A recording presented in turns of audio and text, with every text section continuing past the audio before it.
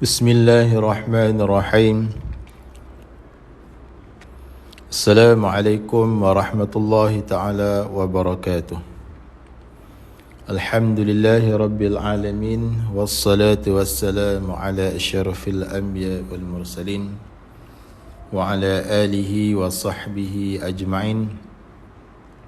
Qala rabbi syrah li sadri wa yassir li amri wahlul 'uqdatam min lisani yafqahu qawli. Subhanaka la 'ilma lana illa ma 'allamtana innaka antal alimul hakim. Wala hawla wala quwwata illa billahil 'aliyyil 'azim. Wala hawla wala quwwata illa billahil 'aliyyil 'azim. Alhamdulillah, sidang penonton muslimin muslimat yang dirahmati Allah sekalian, pertama sekali dan selama-lamanya, marilah sama-sama kita panjatkan kesyukuran kita kepada Allah Subhanahu wa taala, kerana dengan limpah kurnianya dapat sama-sama sekali lagi pada pagi yang mulia ini kita berpeluang mengadakan live ataupun siaran langsung menggunakan aplikasi TikTok. InsyaAllah pada pagi ini kita akan sambung kembali bacaan kitab Risalah Kifayatul Mubtadi, kitab yang membahaskan berkaitan dengan akidah ahli sunnah wal jamaah yang wajib dipelajari oleh semua orang Islam yang mukallaf, sama ada lelaki ataupun perempuan, yang mana ia merupakan wajib syarak. Sekiranya kita belajar, kita mendapat pahala, dan sekiranya kita meninggalkan belajar ilmu tauhid, maka akan dijanji dengan siksa oleh Allah Subhanahu wa taala di akhirat kelak, insya-Allah. Baik. Jadi tanpa melengahkan masa, sama-sama kita teruskan bacaan kitab ni pada muka surat 34 ni. Muka surat 34, insya-Allah.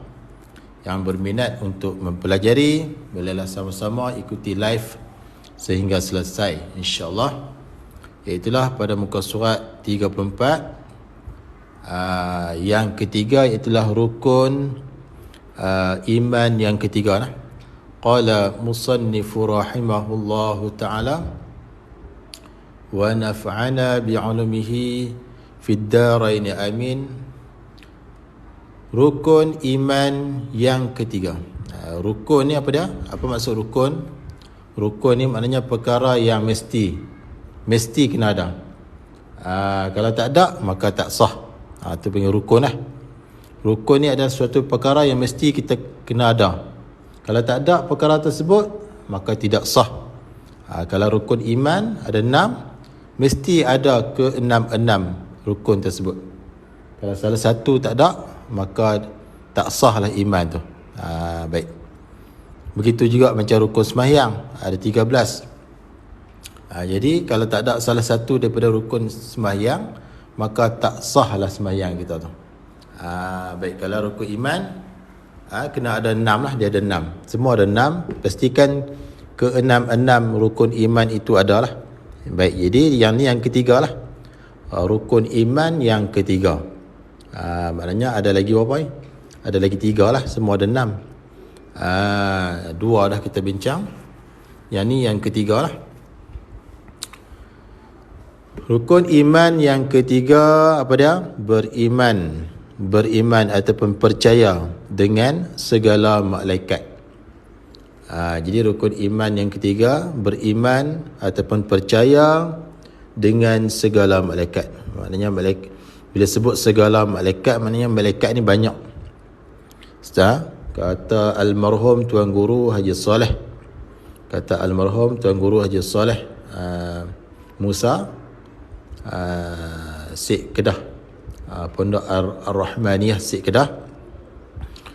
Beliau berkata, almarhum berkata suatu ketika dulu, dia mengatakan malaikat sehingga hari ini masih lagi banyak. Masih lagi Allah Ta'ala cipta malaikat. Hari-hari Allah Ta'ala cipta banyak sangat malaikat. Tetapi yang wajib Yang wajib dipelajari oleh tiap-tiap mukallaf hanyalah 10 malaikat yang wajib dipelajari oleh tiap-tiap mukallaf tu. Sebenarnya malaikat ni banyak sangat, tak terkira banyaknya. Kita tak dapat nak mengetahui bilangannya berapa. Melainkan Allah Subhanahu Wa Taala yang mengetahui berapakah bilangannya. Kita manusia tak tahu berapakah bilangan malaikat. Banyak sangat, tak terkira. Hanya Allah Ta'ala sahaja yang mengetahui. Baik.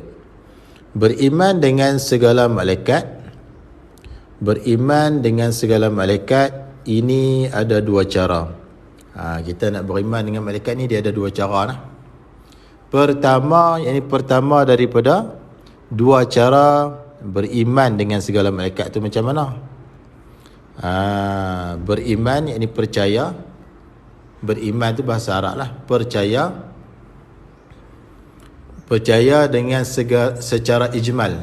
Secara ijmal ni secara borong, secara ringkas, secara borong, secara umum. Jadi nak beriman dengan malaikat ni dia ada dua cara. Yang pertama, cara beriman dengan malaikat iaitulah beriman dengan secara ijmal. Ijmal ni maknanya secara borong ataupun secara umum, secara ringkas. Iaitu wajib kita beriman. Wajib ni wajib syarak lah. Dengan maksud kalau kita tak beriman, kita tak belajar dan beriman, maka dijanji seksa oleh Allah Subhanahu Wa Taala di akhirat nanti. Tapi kalau kita beriman, mengaji dan beriman, maka kita terlepaslah daripada janji seksa tersebut, mendapat pahala lah. Wajib kita, yakni tiap-tiap mukallaf, sama ada lelaki ataupun perempuan. Mukallaf tu Islam lah.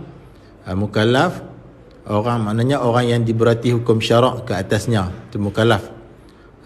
Hukum syarak ada 5: wajib, sunat, haram, makruh, harus.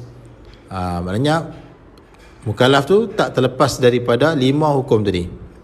Jadi wajib kita beriman, percaya dan percaya, samalah. Beriman dan percaya ni adalah dua perkataan yang sama. Dipanggil, dan ni panggil atah muradif. Samalah beriman dengan percaya ni.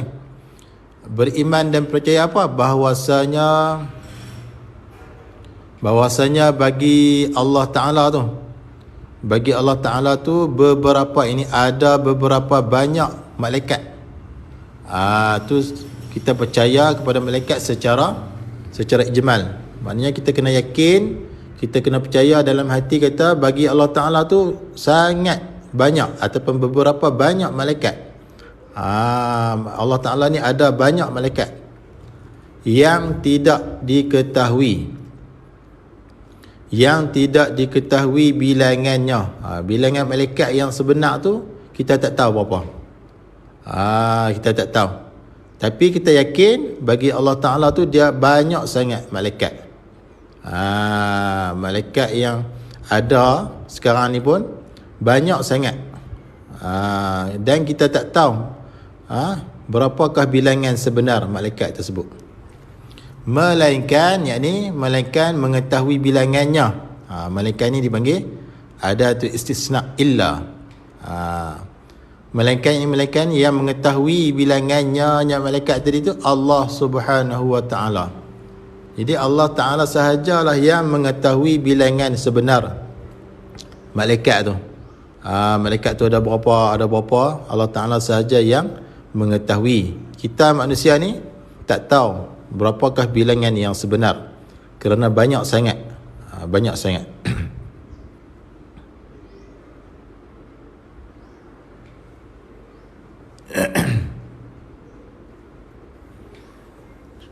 Mereka itu iaitulah para malaikat tadi tu, yang banyak tadi tu, dijadikan dia, diciptakan dia banyak malaikat tadi tu, ataupun dijadikan dia mereka itu malaikat itu daripada nur,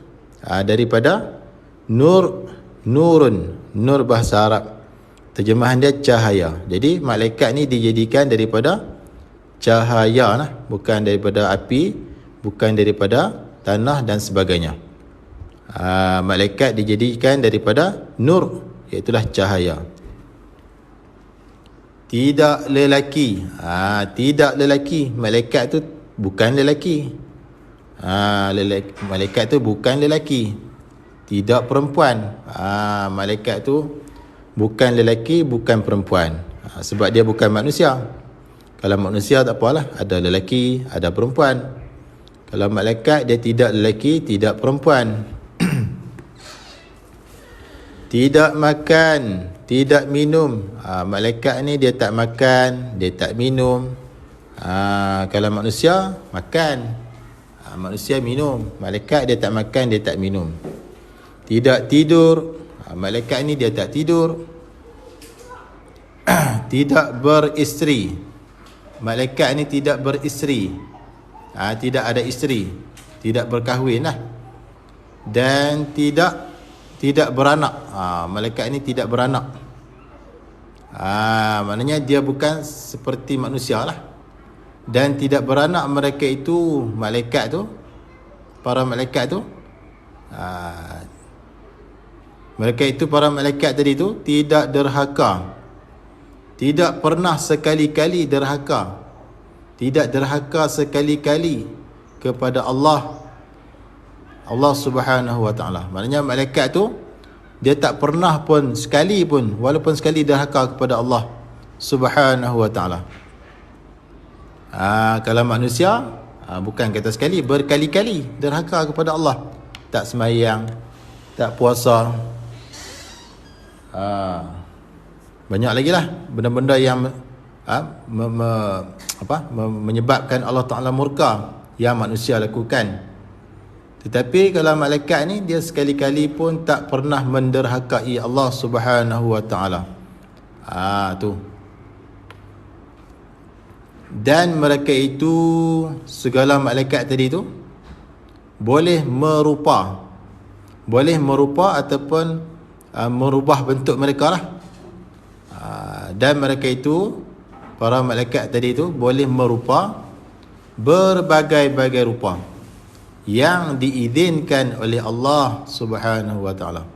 Jadi para malaikat ni dia boleh merupa manusia, boleh merupa macam-macam lah, selagi mana diizin oleh Allah Subhanahu wa ta'ala.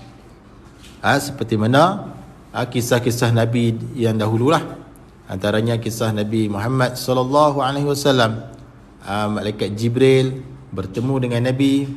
Ada kala malaikat Jibril menyerupai manusia, dan ada kala malaikat Jibril menunjukkan wajahnya yang sebenar. Nak beritahu kata malaikat tu dia boleh menyerupai manusia selagi mana diizin oleh Allah Subhanahu wa ta'ala. Menyerupai manusia dan berbagai-bagai rupa lah. Tetapi kalau kisah Nabi tu, malaikat kebanyakan menyerupai manusia lah. Baik. Habis. Itu adalah cara beriman dengan para malaikat. Yang pertama iaitulah beriman secara ijmal. Beriman secara ijmal. Ijmal ni maknanya borong, umum. Baik. Kedua, qala musannif, kedua daripada dua cara beriman dengan segala malaikat tadi tu. Beriman, ini percaya dengan secara tafsil. Secara tafsil maknanya secara detail, secara hurai satu persatu. Kalau secara ijmal tadi secara borong. Kalau secara tafsil secara hurai satu persatu ataupun detail ataupun halusi. Iaitu beriman dengan secara tafsir itu macam mana? Wajib kita ketahui. Wajib, ini wajib syarak, dengan makna kalau kita buat kita dapat pahala. Kalau kita tak ketahui, tak belajar, tak ambil tahu, maka dijanji dengan siksa oleh Allah Subhanahu wa ta'ala di akhirat. Wajib kita, ini tiap-tiap mukallaf, sama ada lelaki ataupun perempuan, ketahui, yakni mengetahui. Mengetahui ini atas jalan belajar lah. Adat kata, kebiasaan kalau kita belajar, kita mengetahui. Jadi wajib belajarlah hingga mengetahui dan percaya, yakni beriman lah. Lepas pada ketahui, kena percaya pula. Dia tak memadai sekadar mengetahui, dia kena percaya, beriman bahwasanya ada 10 malaikat. Ada 10 malaikat yang telah diberi tugas oleh Allah Subhanahu wa taala. Yang ni kita kena beriman secara tafsil. Wajib kita beriman secara tafsil, iaitu huraian satu persatu. Yang mana wajib kita mengetahui dan percaya bahawasanya ada 10 malaikat. 10 malaikat yang telah diberi tugas oleh Allah Subhanahu wa taala. Diberi tugas tu dengan tugas-tugas yang tertentu. Dengan tugas-tugas yang tertentu yang ada hubungan dengan kita, yakni manusia lah kita ni. Iaitu tugas malaikat tu. Yang pertama, wajib kita ketahui, wajib kita mukallaf mengetahui ataupun ketahui dan percaya, beriman bahwasanya malaikat yang bernama Jibril pun boleh, Jibril pun boleh. Dia boleh baca dua je. Jibril pun boleh, Jibrail pun boleh. Malaikat yang bernama Jibril diberi tugas akan malaikat Jibril dengan menurunkan wahyu. Jadi malaikat Jibril ni tugasnya, yang pertama, malaikat Jibril di antara 10 malaikat yang wajib kita beriman, wajib kita ketahui tu. Yang pertama bernama Jibril ataupun Jibrail. Diberi tugas akan dia, Jibril tu, dengan menurunkan wahyu. Wahyu yang pertama surah Al-Alaq, Iqra bismi rabbikal ladzi khalaq. Itulah wahyu. Jadi tugas malaikat Jibril menurunkan wahyu. Itu adalah pada zaman Nabi. Kalau zaman sekarang ni, tugas dia apa dah? Malaikat Jibril tugas zaman sekarang. Zaman Nabi dia menurunkan wahyu. Zaman sekarang malaikat Jibril adalah menurunkan bala yang terjadi sekarang ni lah. Banjir, gempa bumi,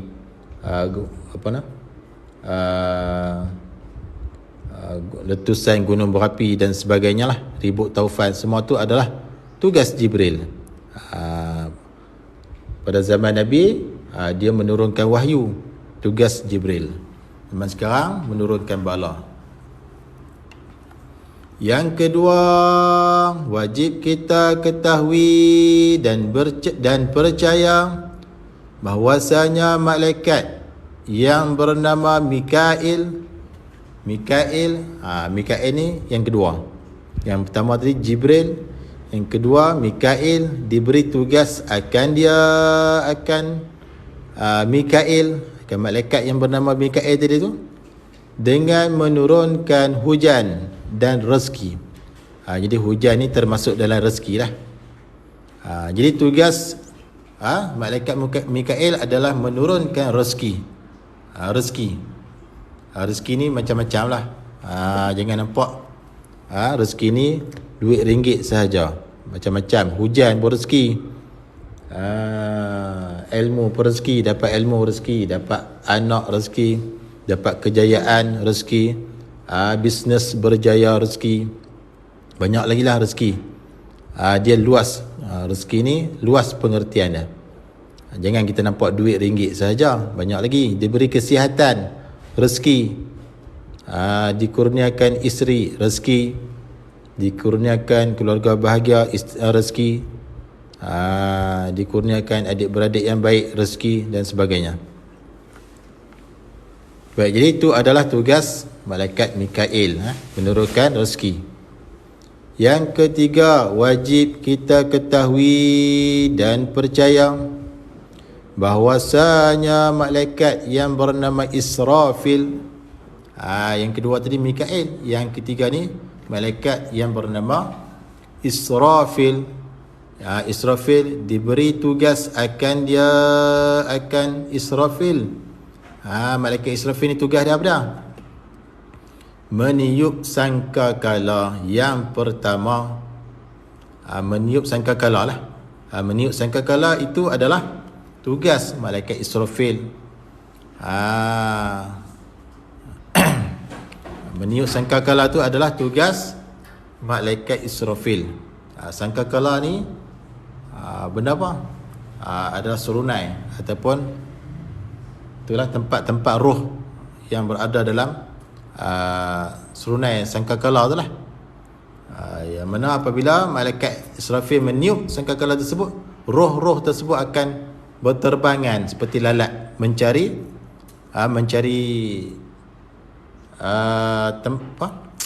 tulang sulbi, ajbuz zanab, tulang sulbi masing-masing lah, mayat masing-masing yang ditanamkan di mana, dikubur mana-mana dan dihinggap di situ, bangun semula lah. Lepas pada roh-roh tersebut hinggap di situ, maka bangun semula daripada tempat dikebumikan masing-masing lah. Tu. Baik, jadi tugas malaikat Israfil ini meniup sangkakala yang pertama. Yang pertama ini tiupan sangkakala yang pertama untuk membinasakan sekalian makhluk ini. Dia ada dua tiupan sangkakala. Tiupan sangkakala yang pertama adalah untuk mematikan ataupun membinasakan sekalian makhluk yang bernyawa. Maknanya selagi mana ada apabila tiupan sangkakala yang pertama, maka makhluk yang bernyawa semuanya pasti akan mati. Itu tiupan sangkakala yang pertama. Dan meniup, yakni meniup oleh malaikat Israfil sangkakala yang kedua. Meniup pula pada kali yang kedua. Jaraknya adalah 40 tahun di antara sangkakala yang pertama dengan sangkakala yang kedua adalah 40 tahun akhirat. Dan meniup sangkakala yang kedua untuk menghidupkan kembali sekalian makhluk ini, sekalian makhluk yang mati tadi tu. Tiupan sangkakala yang pertama adalah untuk meniup. Bila ditiup, maka mati sekalian makhluk yang ada ni, yang hidup ni. Dan apabila selang 40 tahun, maka ditiup pula sangkakala yang kedua, maka hidup kembali makhluk yang mati tadi ni, bangun kembali. Itulah dikatakan bangun daripada kubur masing-masing. Kerana kita ini mati bukan mati terus macam tu, akan hidup kembali di akhirat nanti untuk dibicarakan kelakuan kita lah. Kalau kita dosa pahala kita semua tu akan dikira. Baik. Qala musannaf yang keempat, wajib kita ketahui dan percaya bahawasanya malaikat yang bernama Israel, ni malaikat Israel ni, yang selalu kita duk dengar ni. Malaikat yang bernama Israel diberi tugas akan dia oleh Allah Subhanahu wa taala. Tugas apa Israel ni? Untuk mengambil nyawa sekalian makhluk. Itu adalah tugas malaikat Israel. Ambil nyawa tu orang yang duk mati semua tu, makhluk tak kira lah, orang ke binatang ke pokok mana yang mati tu, adalah tugas bagi malaikat Israel. Dialah yang ditugaskan oleh Allah untuk mengambil nyawa sekalian makhluk apabila sampai ajal ataupun apabila sudah sampai tempoh ajal ni, ajal kita tak tahu bila kan. Ajal ini datang, dia tak tunggu kita sakit, dia tak tunggu kita tua. Kadang-kadang kecil-kecil pun meninggal dah, kadang-kadang remaja pun dah meninggal dah. Ajal ni adalah tempoh, seperti mana Allah Ta'ala firman dalam Quran, fa idza jaa ajaluhum la yastakhiruna sa'atan wa la yastaqdimun. Apabila datang ajal, idza jaa ajaluhum, apabila datang ajal mereka itu la yastaqdimun, tidak terdahulu walaupun satu saat, dan ataupun tidak terlewat satu saat. Tak terdahulu satu saat, tak terlewat satu saat, sampai tepat-tepat masa yang telah dijanjikan oleh Allah, maka kita akan mati. Maka roh kita akan dicabut oleh malaikat Israel, kerana tugasnya adalah mencabut nyawa sekalian makhluk. Baik.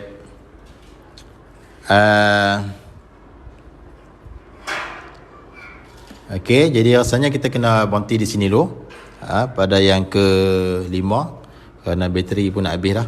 InsyaAllah nanti kita sambung balik lah. Yang ke-5 itulah wajib kita ketahui dan percaya bahawasanya malaikat yang bernama Munkar dan Nakir. InsyaAllah kita berhenti dekat ni dulu, sebab bateri handphone nak habis. InsyaAllah nanti kita akan sambung balik. Jadi sekadar itu dulu untuk pagi ini. InsyaAllah yang baik daripada Allah Subhanahu Wa Taala, yang kurang dan yang lemah daripada kelemahan diri saya sendiri. Aku liqauli hadza wa astaghfirullahal azim li wa lakum. Assalamualaikum warahmatullahi wabarakatuh.